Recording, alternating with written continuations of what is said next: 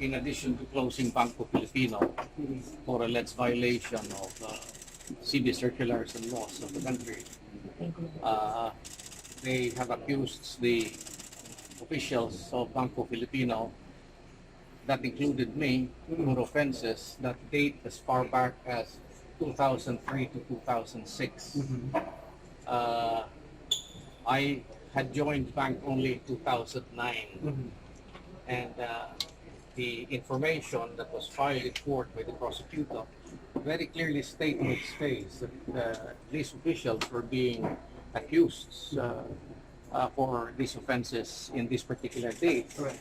And I could not for the life of me why the judge of the court issued a warrant for my arrests. And this case was filed as far back as 2010.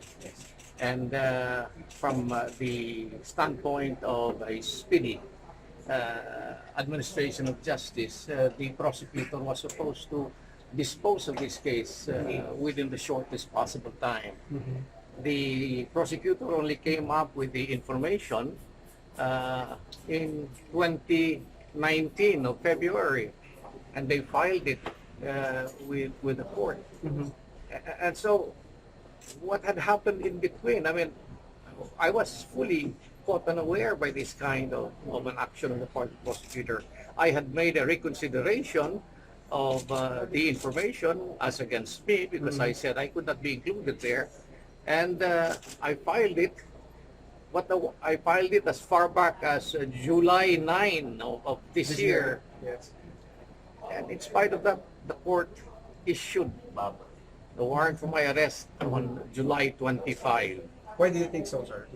I do not know, but you know, all of a sudden this case was revived when I was appointed the Secretary of Foreign Affairs, and this was one of the reasons why my political opponents, my detractors, wanted to use to prevent my confirmation. Yeah, but when they found out that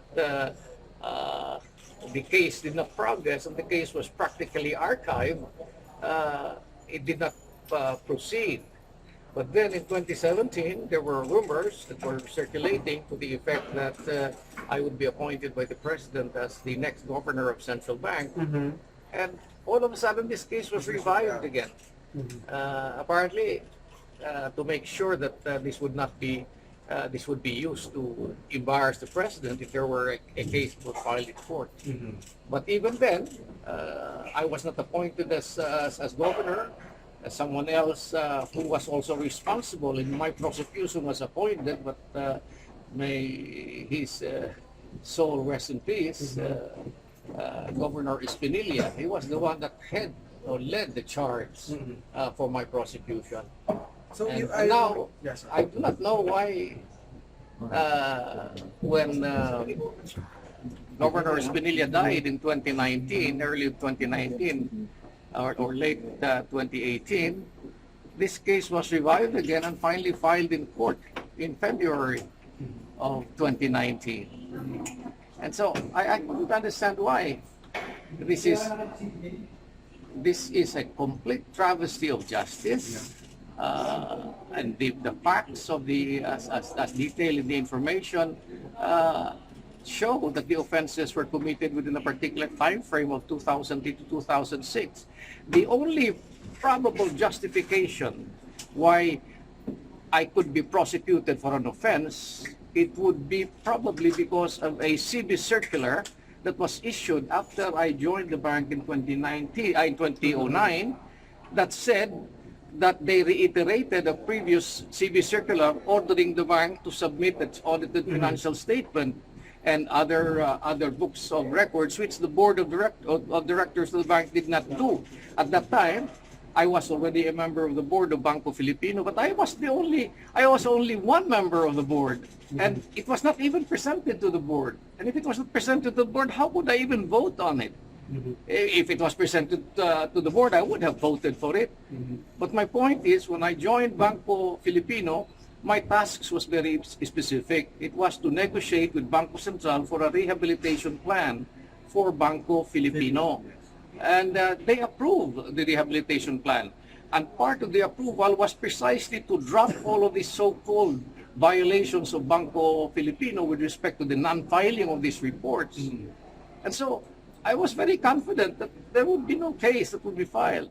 But when the rehabilitation plan was approved, Banco Central suddenly imposed as a condition that Banco Filipino drop the damage case that was filed by Banco Filipino against the old central bank, and Banco Central is the successor in interest of the old central bank with respect to the first closure of the bank during the Marcos period. Sir, question: Are you going to post bail tonight? Excuse me? Are you going to post bail tonight or when? I cannot post bail because the judge had left early today. Okay. Yeah. So, and my point also is that I'd like the judge. I'd like to be brought before the judge so that I could explain to the judge that I should not be included. Okay. Yeah. And I also would like the judge to explain how much bail will I put. If the information very clearly says that I could not be charged for those offenses that happened in 2008 to 2006, at least insofar as these offenses which are more serious in violation of the Banco Central Circular, the bail should be correspondingly reduced. But then again, the point is, the warrant for arrests was issued on a wholesale basis, where if they had a case against the other officials of Banco Filipino, they just included me there on a wholesale basis, and when the judge received this, the judge just approved it without probably even going through thoroughly the information that was filed.